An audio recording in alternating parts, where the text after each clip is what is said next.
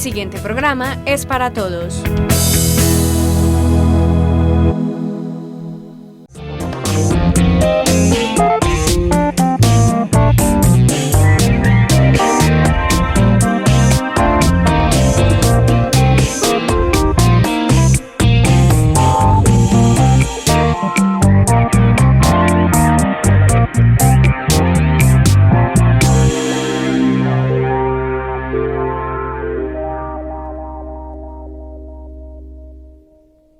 Hola, un saludo muy especial para todas las personas que a esta hora sintonizan este espacio Al Derecho.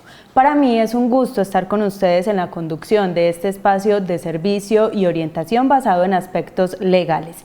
En esta emisión de Al Derecho estaremos hablando del incidente de desacato, un mecanismo que busca la protección de los derechos fundamentales. Para abordar este tema nos acompaña el profesional Juan Pablo Vázquez Castañeda. Juan Pablo es abogado de la Universidad de Medellín y entre su experiencia está que es asesor jurídico del municipio de Andes y empresas públicas de La Pintada. Además es profesor en la Universidad Autónoma Latinoamericana y la Corporación Universitaria Lasallista. Juan Pablo, un saludo para usted y gracias por acompañarnos en esta emisión de Al Derecho. Gracias, Sandra, por invitarme. Un saludo especial a toda la comunidad andina. Vamos a iniciar, como lo mencioné en el saludo, estaremos hablando en esta emisión de incidente de desacato y expliquemos cuál es el fin de este mecanismo. Bueno, el incidente de desacato es un instrumento o mecanismo que permite hacer efectiva o hacer efectivo mejor el fallo judicial emitido por un juez constitucional que protege o tutela un derecho fundamental del accionante.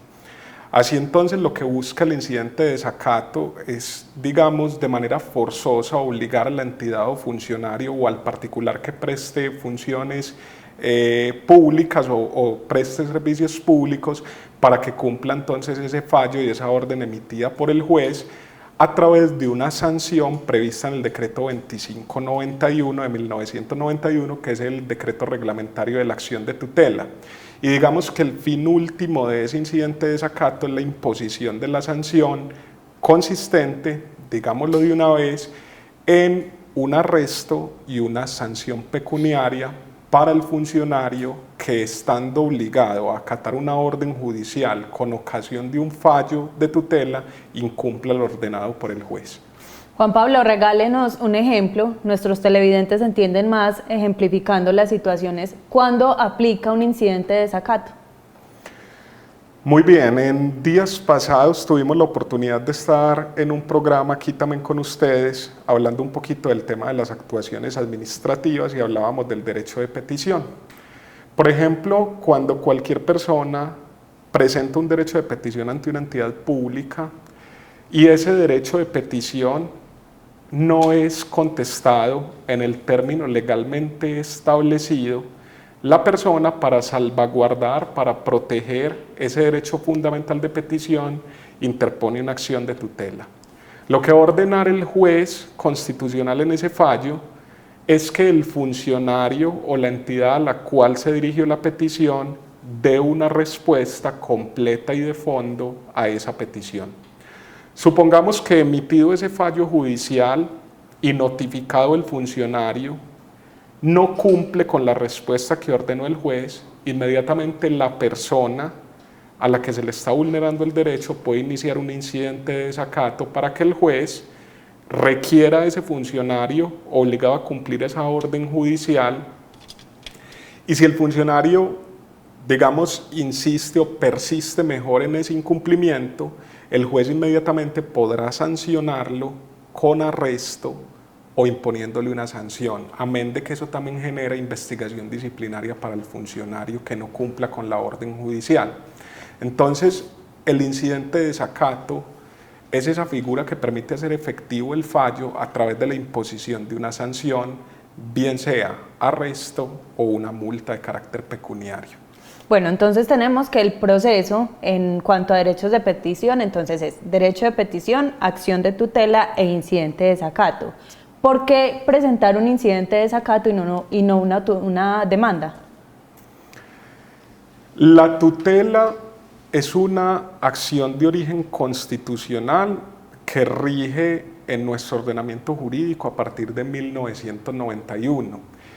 Y precisamente la finalidad del constituyente con la implementación de ese mecanismo de amparo constitucional es que los derechos fundamentales establecidos en la Carta puedan ser efectivos, puedan aplicarse de manera inmediata en los estrados judiciales.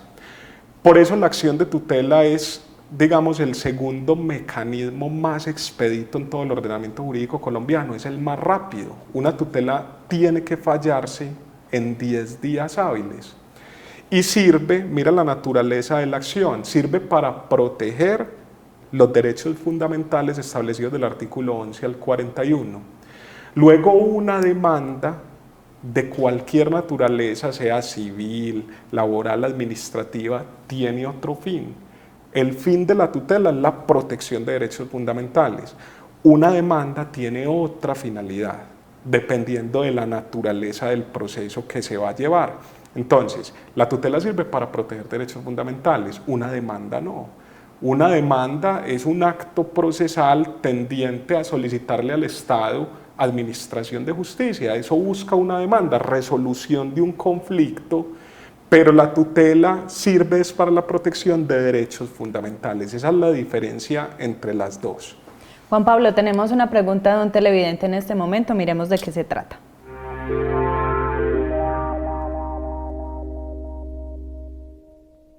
Buenas tardes, mi nombre es Juan Andrés Álvarez. Mi pregunta es para el doctor Juan Pablo Vázquez. ¿Cómo es el trámite para presentar un incidente de desacato?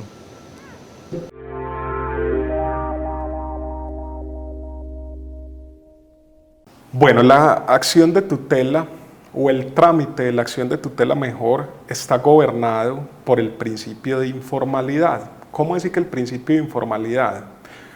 Un escrito de tutela y de incidente de apertura, de incidente de desacato es un escrito muy simple. El decreto 2591 establece unos elementos básicos, mínimos, que debe contener ese escrito y se diferencia muchísimo de los requisitos formales de una demanda. De ahí que la facilidad que tenga el ciudadano para acceder a ese mecanismo constitucional sea uno de los avances más importantes en materia de derecho constitucional. Ahora, en cuanto a la pregunta en concreto, ¿cómo es el trámite del incidente? Ese incidente, por supuesto, por ser también consecuencia del proceso constitucional de tutela, también es un trámite supremamente informal.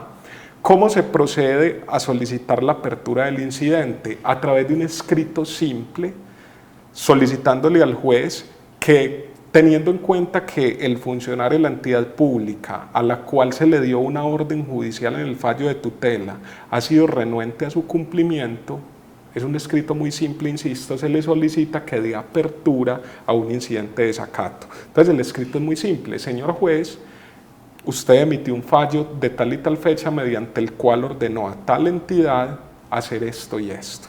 A la fecha actual, esa entidad o ese funcionario no ha cumplido con lo ordenado en el fallo judicial. ¿Qué va a hacer el juez? Va a requerir al funcionario para que dentro de los 2 días siguientes presente las razones de por qué ha incumplido la orden judicial establecida en el fallo de tutela.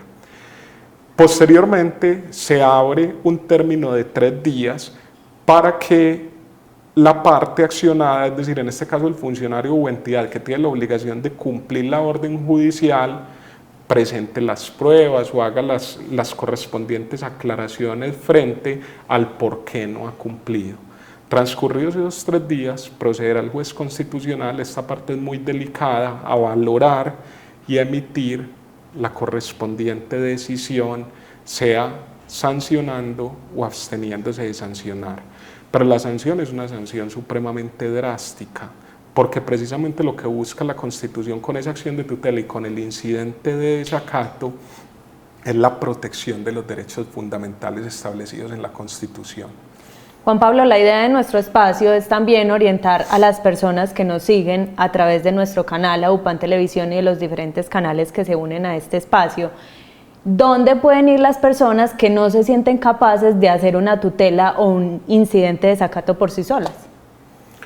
Bueno, existen muchas entidades que en el cumplimiento de sus funciones constitucionales y legales tienen la promoción y salvaguarda de los derechos humanos.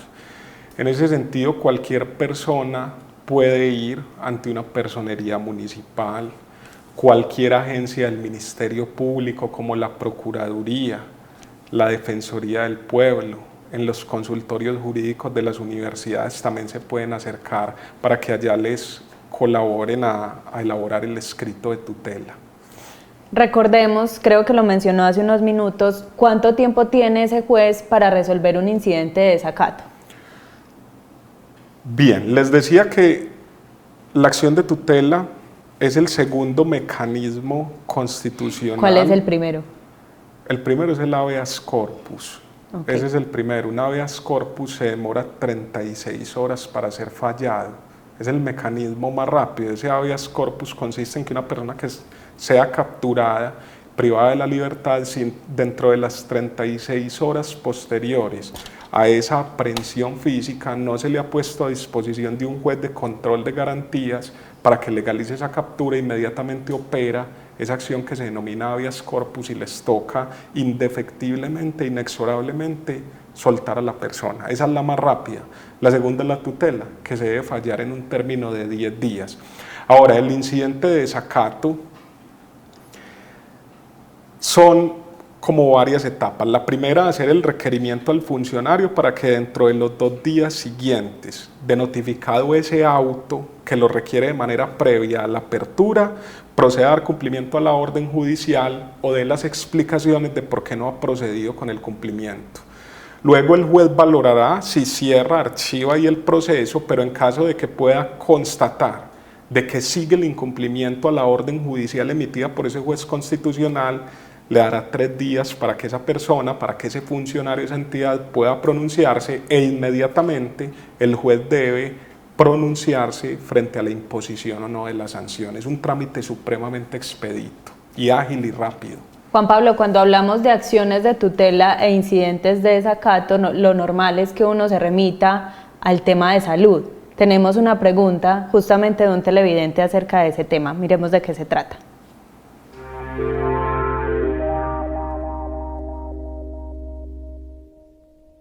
¿Qué se debe hacer en caso de que no se cumpla un fallo de una tutela en salud?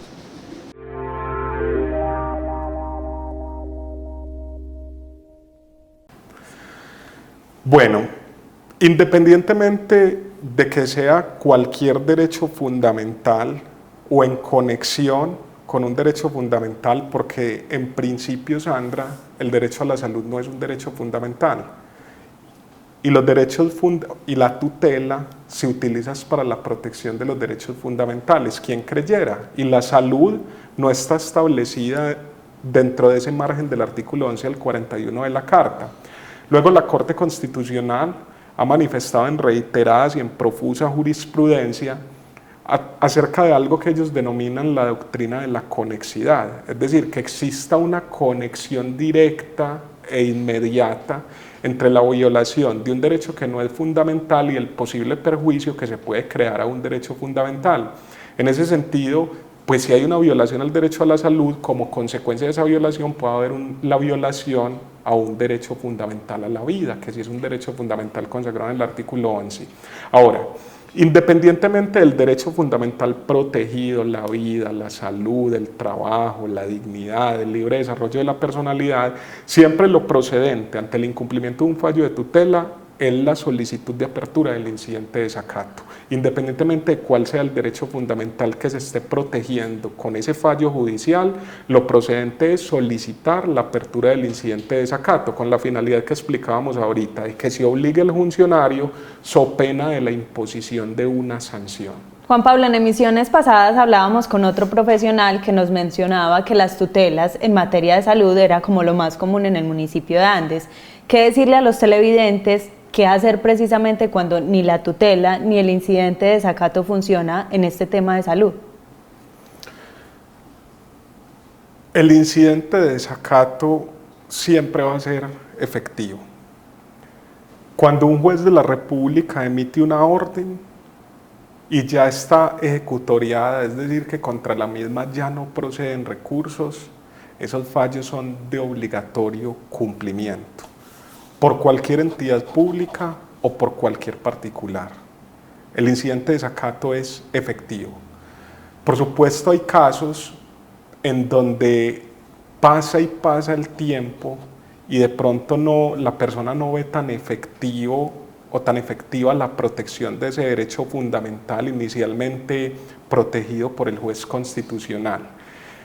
Pero lo que hay que hacer, y ese es el mecanismo más eficaz, es insistir en el incidente de desacato, porque digamos que procede también una queja ante el Ministerio, ante la Superintendencia de Salud, que es la que vigila, controla e inspecciona la prestación de ese servicio, pero en últimas esos van a ser procesos más engorrosos, son procedimientos administrativos, y lo que buscan es que se imponga una sanción a la EPS o a la IPS respectiva por el no cumplimiento efectivo de la prestación de ese servicio. Tiene como consecuencia, cuando yo coloco una queja ante la superintendencia, que se imponga una sanción, pero me imponen la sanción a la EPS y yo sigo enfermo o no me han dado los medicamentos. De ahí la efectividad o mejor la necesidad de recurrir al juez constitucional que falló en ese asunto de tutela para que conminio obligue, con imposición de la sanción, al funcionario renuente a cumplir la orden judicial. ¿El incidente de desacato está directamente relacionado con las tutelas o aplica para otros mecanismos de defensa de derechos y participación? Bueno, el incidente de desacato es una consecuencia lógica de un proceso constitucional de tutela.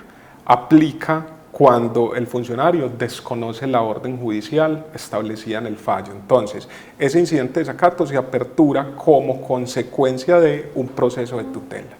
Juan Pablo, si una tutela es un mecanismo que busca la protección de los derechos fundamentales, ¿por qué no se acatan los fallos? Desde su experiencia, ¿qué nos puede decir al respecto? Bueno, yo creo que esa pregunta tiene mucha relación con la respuesta anterior. Y nuevamente, digámoslo, los fallos son de obligatorio cumplimiento. Inclusive la ley trae una sanción como consecuencia del incumplimiento de esa orden establecida en el fallo. En la realidad, y sobre todo en materia de salud, que era lo que hablábamos ahorita, las EPS son renuentes a cumplir los fallos de tutela, pero el mecanismo es completamente efectivo, lo que pasa es que no nos hemos dado cuenta. En realidad, en mi experiencia, a mí me ha tocado ver funcionarios, altos funcionarios de las EPS, a los cuales se les impone sanción de arresto, y no nos damos cuenta de eso. Muchas veces las personas, cuando sale el fallo de tutela, no saben qué más hay que hacer para hacer efectiva la orden judicial y no agotan todo el trámite propio del incidente. Otras veces las EPS lo que hacen es que dan cumplimiento parcial a los fallos de tutela, pero lo único que yo puedo decirles es que las órdenes emitidas por los jueces de la República se tienen que cumplir.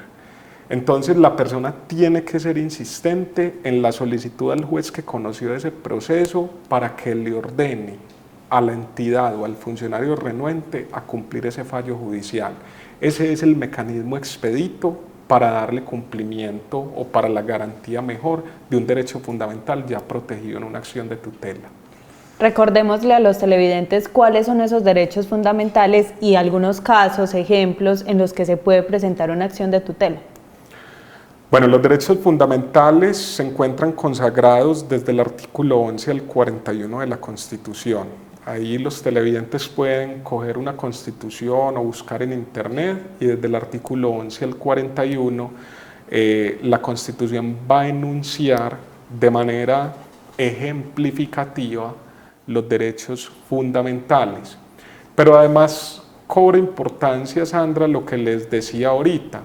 Si bien es cierto, la tutela está instaurada en el ordenamiento jurídico colombiano como un mecanismo único y exclusivamente de protección de derechos fundamentales, lo cierto es que a la luz de la jurisprudencia de la Corte Constitucional hoy uno puede interponer una acción de tutela para la protección de un derecho económico, social o cultural o de segunda generación, que así lo denomina la Carta, o de un derecho colectivo y del medio ambiente, siempre y cuando se logre acreditar la relación o conexidad entre ese derecho de segunda o tercera generación con el derecho fundamental.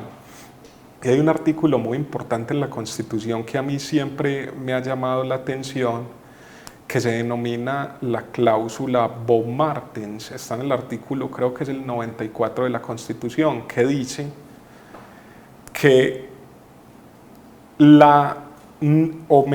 no establecimiento taxativo de esos derechos que hay ahí no quiere decir la negación de otros que, siendo inherentes a la persona humana, no figuren expresamente en ese listado que trae la Constitución. Me explico.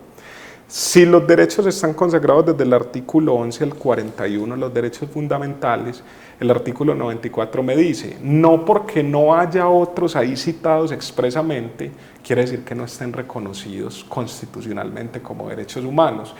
Entonces, eso es como un dispositivo amplificador que lleva al Estado colombiano a reconocer ya derechos incorporados vía tratados internacionales y que eventualmente son pasibles también de la interposición de una acción de tutela. ¿Un fallo de una acción de tutela se puede apelar? Sí, por supuesto que sí, pero más que apelar, la palabra técnica es impugnar. Por supuesto, los fallos de tutela de primera instancia pueden ser impugnados. Si, por ejemplo, es emitido por un juez municipal, su segunda instancia será un juez de circuito. Si su primera instancia es un juez de circuito, será competencia del tribunal la segunda instancia. Esos recursos, esa impugnación se debe interponer dentro de los 3 días siguientes a la notificación del fallo de tutela. Juan Pablo, ¿y ante quién se puede impugnar esa tutela? ¿Cómo es el trámite?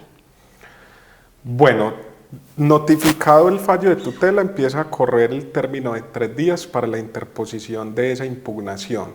Se debe presentar ante el mismo juez que emitió la decisión y él se encarga de remitirlo a la segunda instancia.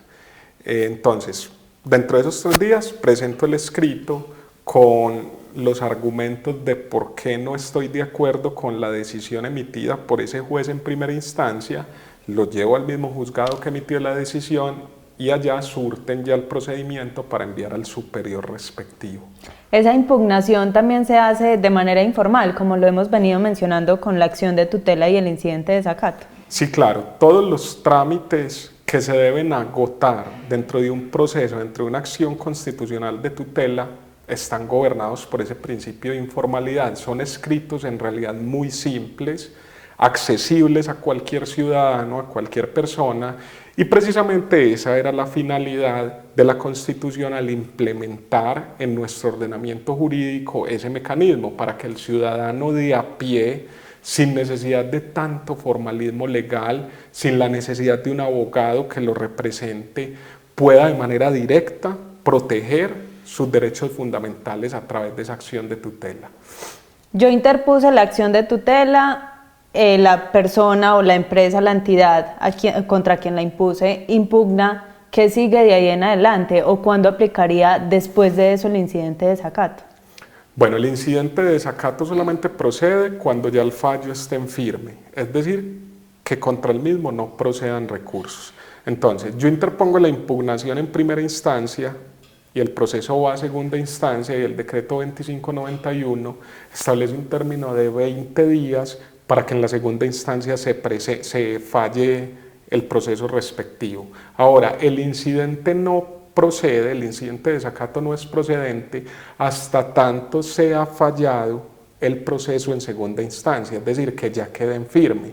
Entonces, si se emite un fallo de primera instancia, el fallo es impugnado y una de las partes, es decir, la que no fue favorecida con la fue favorecida, con la decisión, solicita la apertura del incidente, eso no es procedente porque todavía está pendiente de la decisión en segunda instancia. Si yo interpuse la acción de tutela, se impugnó y no salí favorecida, que fue quien inició el proceso, ¿qué debo hacer o qué mecanismo sigue para yo buscar esa garantía real de ese derecho fundamental? Impugnar. Ese es el único mecanismo. Impugnar. ¿Pueden impugnar las dos partes? Pueden impugnar las dos partes, por supuesto. Ahora, es importante también tener en cuenta que yo no puedo presentar varias tutelas por los mismos hechos. Inclusive uno de los requisitos establecidos en ese decreto 2591 reglamentario de la acción de tutela es la afirmación bajo la gravedad de juramento que no se ha presentado ninguna acción constitucional referente a esos temas en particular por los mismos motivos.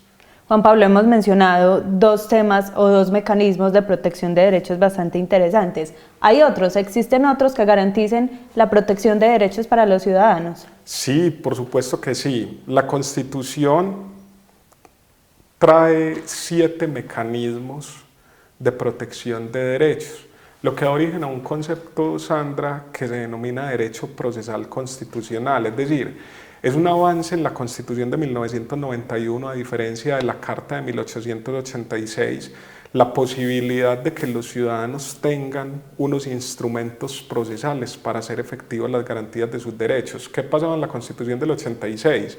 Había una enunciación y un reconocimiento formal de los derechos y garantías públicas. Luego esa Constitución no traía acciones para hacerlos efectivos. Habría que remitirnos en ese momento a las acciones de vieja data de los códigos. Luego, la Constitución de 1991 trae unos avances muy importantes. Mira, el artículo 87, por ejemplo, establece la acción de cumplimiento.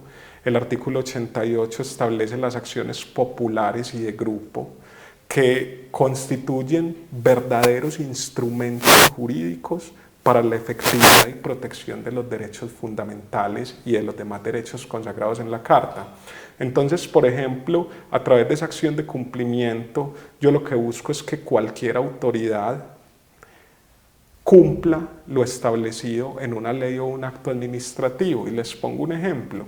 Si el Consejo de Andes emite un acuerdo municipal en el que se condonan los intereses, por ejemplo, los deudores de multas de tránsito, y tú vas a ir, Sandra, a pagar con ese descuento y en la alcaldía le dicen, no, tiene que pagar el 100%. Y usted, pero ¿cómo así? Es que hay un acuerdo.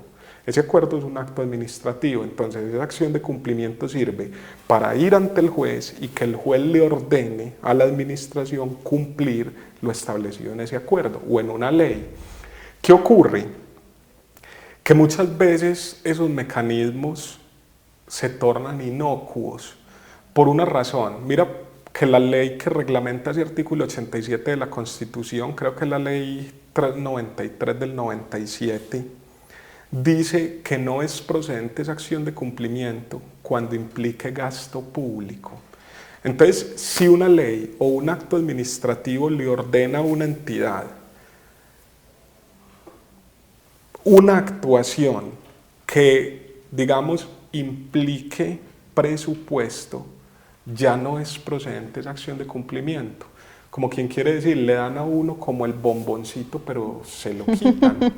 Por eso te decía que la reglamentación legal de los mecanismos constitucionales de protección de derechos fundamentales, en especial esa acción de cumplimiento, es inocua para la protección de los derechos, no genera ningún efecto práctico cuando el mismo legislador me dice que no opera o que es improcedente cuando busco ejercicio de gasto público.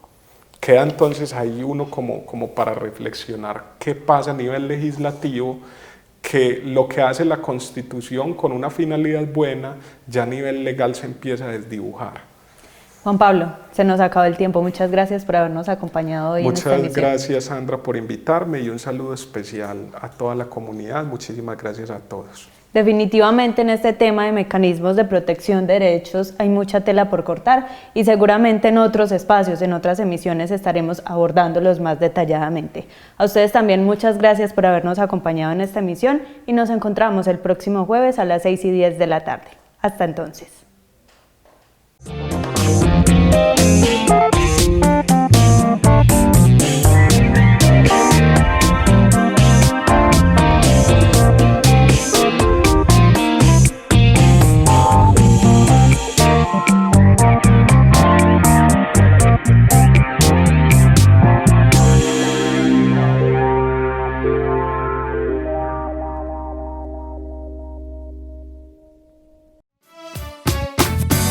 FAN, la televisión de los andinos.